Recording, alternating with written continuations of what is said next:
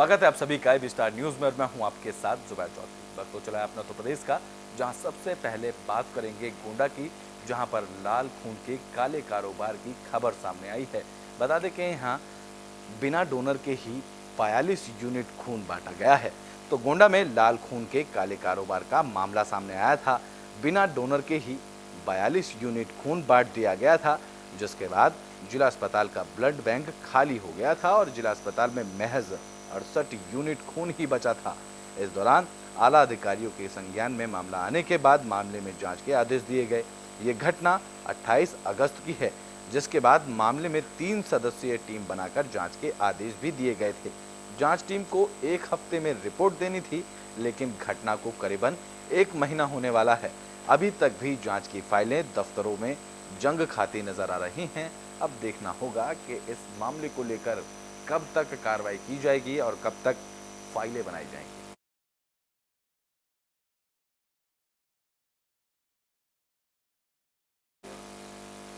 तो बुलेटिन में बात देवरिया की कर लेते हैं, जहां डायल 112 की गाड़ी ने एक साइकिल सवार युवक को रौंद डाला।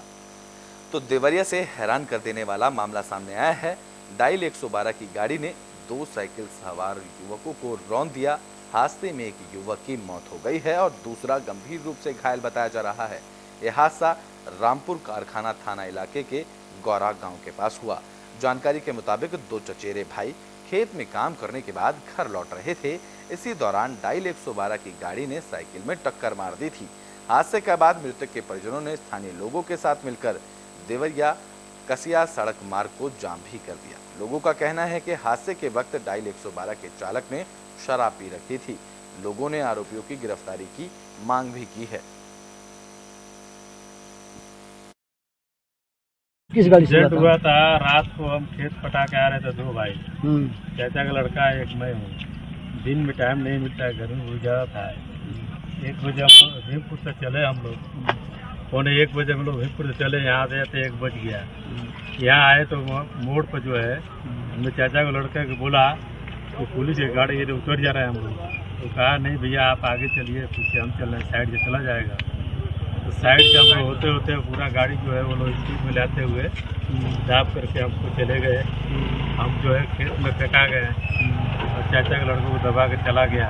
सर लगभग रात का मैटर लगभग 1। तो बुलेटिन में बात मथुरा की कर लेते हैं, जहां अष्टमी पर्व को लेकर तैयारियां तेज हो गई हैं और इस दौरान यातायात व्यवस्था को लेकर भी निर्देश दिए गए हैं। तो मथुरा में राधा अष्टमी पर्व को लेकर प्रशासन मुस्तैद नजर आ रहा है। डीएम और एसएसपी ने राधा अष्टमी पर्व को लेकर अधिकारियों और पुलिसकर्मियों की ब्रीफिंग दी।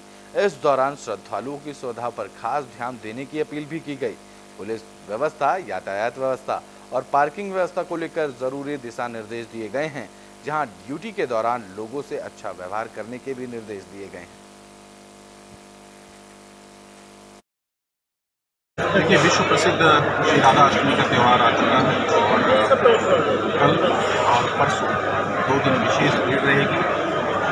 22/23 रात्रि में जो है भीड़ का दबाव सबसे ज़्यादा होता है। काफ़ी संख्या में श्रद्धालु कल रात से ही आके लाइनों में लग जाते हैं। अर्ली मॉर्निंग 4 बजे जब अभिषेक का समय शुरू होता है, उस समय काफ़ी संख्या में श्रद्धालु दर्शन के लिए आते होते हैं और इसको दृष्टिगत रखते हुए लार्ज नंबर ऑफ जो। तो मथुरा में पुलिस और बदमाशों के बीच मुठभेड़ हुई। इस दौरान पुलिस की गोली लगने से एक बदमाश घायल हुआ है, जिस पर लूट के मुकदमे दर्ज हैं। तो मथुरा में पुलिस और एसओजी की टीम की एक बदमाश के साथ मुठभेड़ हो गई। बता दें कि मुठभेड़ वृंदावन के पवन हंस हेलीपैड के पास हुई। मुठभेड़ बदमाश पंकज पुलिस की गोली लगने से घायल हो गया। बता दें कि गिरफ्तार बदमाश पंकज राजस्थान के भरतपुर जिले का रहने वाला है और उस पर कई जिलों में लूट की वारदातों को अंजाम देने के आरोप हैं। गिरफ्तार बदमाश से एक बाइक, मोबाइल, तमंचा और कारतूस बरामद किए गए हैं, जहां घायल बदमाश को इलाज के लिए अस्पताल में भर्ती कराया गया है और पुलिस आगे की कार्रवाई करने में जुट गई है। मई में थाना वृंदावन में एक लूट की घटना हुई थी, जिसमें ये पंकज सनाफ गुलाब सिंह जो भरतपुर का रहने वाला है, इसका नाम प्रकाश में आया था और पुलिस इसको तलाश कर रही थी। आज हमारी एसओजी और वृंदावन पुलिस को ये सूचना मिली कि वो इधर से फिर मूवमेंट कर रहा है और कोई घटना कर सकता है। इस सूचना पर क्षेत्राधिकारी सदर के नेतृत्व में हमारी टीमें लगी और जब उसका पीछा किया तो उसने पुलिस पार्टी पर यहाँ फायर किया। पुलिस ने जवाब में कार्रवाई की, जिससे उसके पैर में गोली लगी है, उसे अस्पताल भेजा गया है। इसके पास से मई में जो घटना लूट की हुई थी उसमें गया मोबाइल और एक तो बुलेटिन में बात झांसी की कर लेते हैं, जहां पुलिस की मुठभेड़ चोर के साथ हुई। इस दौरान पुलिस की गोली लगने से चोर घायल हुआ। तो झांसी के मौरानीपुर में भी मुठभेड़ की खबर सामने आई, जहां वाजपेयी तालाब के पास पुलिस की एक बदमाश के साथ मुठभेड़ हो गई। दरअसल मौरानीपुर कस्बे से चोरी का मामला सामने आया था, जिसके खुलासे के लिए 2 टीमें बनाई गई थीं। इस दौरान पुलिस को जानकारी मिली कि वाजपेयी तालाब के पास कुछ लोग इकट्ठा हो रहे हैं। मौके पर पहुंची पुलिस को देखकर एक बदमाश ने भागते हुए पुलिस पर फायर कर दिया, जहां जवाबी कार्रवाई में बदमाश के पैर पर गोली लगी। घायल बदमाश को इलाज के लिए CHC में भर्ती कराया गया। उसके कब्जे से चोरी की सोने की आभूषण के अलावा तमंचा और कारतूस भी बरामद किए गए हैं। गिरफ्तार बदमाश ने बताया है कि उसके 3 साथी पुलिस को देखकर फरार हो गए थे और अब पुलिस फरार बदमाशों की तलाश कर रही है।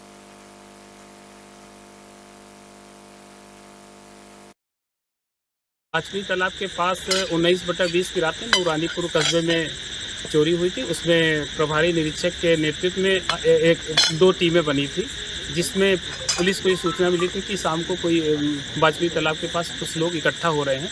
तो इस सूचना पे पुलिस वाजपेयी तालाब के पास आई तो एक व्यक्ति पुलिस को देखकर भागने लगा, तो पुलिस ने उसको दौड़ाया तो उसने तमंचा लिया हुआ था, उससे फायर कर दिया और जिससे पुलिस ने भी आत्म सुरक्षा गोली चलाई, जिससे उसके पैर में चोट लगी, गोली लग गई है और उसको इलाज के लिए CHC भर्ती कराया गया, जहां से उसको मेडिकल कॉलेज भेजा गया। और इस बीच में पुलिस द्वारा ये तलाशी ली गई तो उसके पास से रुपए मिले हैं, चोरी के आभूषण सोने चांदी के मिले हैं, उसके पास से एक तमंचा, 2 जिंदा कारतूस, 2 खाली कारतूस मिले हैं। और इसने अपना पूछने में नाम पंकज बताया तथा साथ ये भी बताया कि उसके 3 अन्य साथी हैं, जो पुलिस को देखने से जब पता चला कि पुलिस आ रही है तो वो भाग गए। पुलिस इनको पकड़ने के लिए प्रयास कर रही है। तो बुलेटिन में बात फिरोजाबाद की कर लेते हैं, जहां पुलिस ने पुलिस को गिरफ्तार किया है। दरअसल फिरोजाबाद पुलिस ने एक फर्जी दारोगा को गिरफ्तार किया है। तो फिरोजाबाद पुलिस ने शहर के स्टेशन रोड से एक फर्जी दारोगा को गिरफ्तार किया है, जिसके कब्जे से फर्जी ID और कुछ दस्तावेज भी बरामद किए गए हैं। फर्जी दारोगा की पहचान मोहित यादव के रूप में हुई है।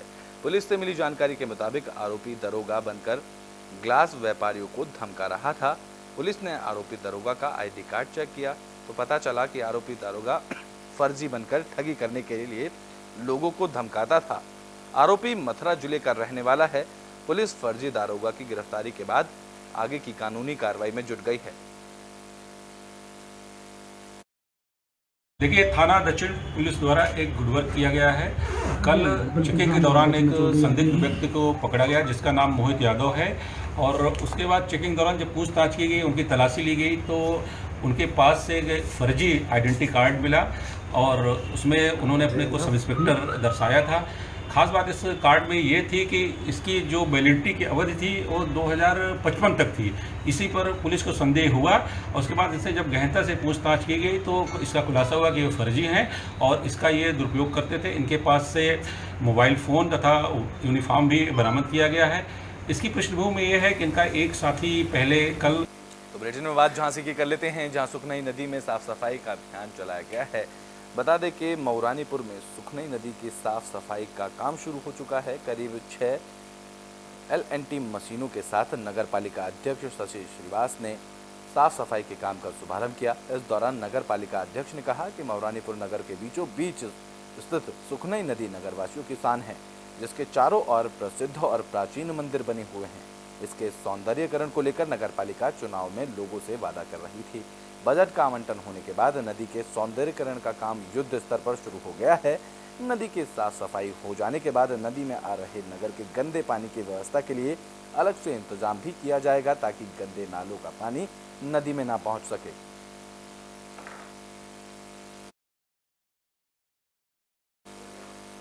तो बुलेटिन के बाद फर्रुखाबाद की कर लेते हैं, जहां आगामी त्योहारों को लेकर पीस कमेटी की बैठक का आयोजन किया गया। तो फर्रुखाबाद में आगामी त्योहारों को लेकर प्रशासन मुस्तैद नजर आ रहा है। इस कड़ी में थाना मऊ दरवाजा में भी पीस मीटिंग का आयोजन किया गया, जिसमें शहर के लोग मौजूद रहे। इस दौरान बारावफात और गणेश महोत्सव को लेकर एएसपी ने जरूरी दिशा निर्देश दिए। लोगों से शांतिपूर्वक सौहार्दपूर्ण माहौल में त्योहार मनाने की अपील की गई है। आज पीस कमेटी की बैठक में इंस्पेक्टर मऊ दरवाजा, इंस्पेक्टर फर्रुखाबाद, सीओ नगर, सब लोगों के साथ जो यहाँ के सम्मानित नागरिक हैं उनके साथ मीटिंग की गई, जिसमें बारावफात सिरत कमेटी के लोग भी थे, गणेश मूर्ति विसर्जन के लोग भी थे। सभी से सौहार्दपूर्ण वातावरण में बात हुई है और सबको जो बताया गया यहाँ पे 144 धारा लगी है, इसलिए क्राउड को और जो 144 की धाराएँ की जो चीज़ें हैं उनको पालन करेंगे। सभी लोग कैमरे रखेंगे। जो गणेश प्रतिमा जहाँ रखी गई है वहाँ 5 लोगों की कमेटी बनाएंगे। जो तार वार होता है जिससे कि कभी बुलेटिन बाद फर्रुखाबाद की कर लेते हैं, जहां स्वास्थ्य विभाग की टीम की तरफ से अस्पताल में छापा मारा गया है। बता दें कि ये छापा शिव बजरंग अस्पताल में किया। तो फर्रुखाबाद में प्रसूता की मौत के बाद स्वास्थ्य विभाग हरकत में आया। दरअसल 20 दिन पहले एक प्रसूता की मौत हो गई थी, जहां स्वास्थ्य विभाग की टीम कयामगंज कोतवाली इलाके के बजरंग हॉस्पिटल में छापेमारी करने पहुंची थी।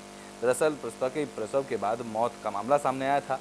अस्पताल संचालक पर लापरवाही का आरोप भी लगा था। इसके बाद स्वास्थ्य विभाग की छापेमारी से अस्पताल में हड़कंप मच गया। छापेमारी के दौरान अस्पताल में कई खामियां देखने को मिली, जहां एसीएमओ ने उच्च अधिकारियों को अस्पताल में मिली खामियों की रिपोर्ट भेजने की बात कही है।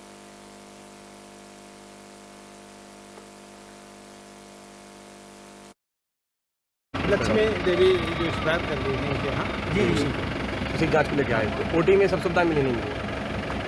ओटी मानक विहीन है। मानक विहीन है। अच्छा, हॉस्पिटल में कौन कौन उपस्थित पाया गया? जब बुलेटिन के आखिरी में बात प्रयागराज की कर लेते हैं, जहां आग का तांडव देखने को मिला है। बता दें कि यहाँ करीबन 15 कारों में आग लगी, जिसके बाद कड़ी मशक्कत के बाद फायर ब्रिगेड ने आग पर काबू पाया। तो प्रयागराज में आग का तांडव देखने को मिला है। मारुति सुजुकी के गैराज के गोदाम में आग लगने से करीबन 15 कारें जलकर राख हो गई। मामला अंदावा कटका झूंसी के पुरानी जीटी रोड का है, जहां बिजली की 11,000 केवी की लाइन टूटने के बाद कारों के ऊपर गिर गई थी। देखते ही देखते इस आग ने विकराल रूप धारण कर लिया और मौके पर लोगों की भारी भीड़ इकट्ठा हो गई। लोगों से मामले की जानकारी मिलने के बाद दमकल की गाड़ियां मौके पर पहुंची, जहां कड़ी मशक्कत के बाद आग पर काबू पाया गया। तो यूपी के बुलेटिन अपना देश में देखने को इतना ही। देश और दुनिया की तमाम खबरों के लिए देखते रहें एबी स्टार न्यूज।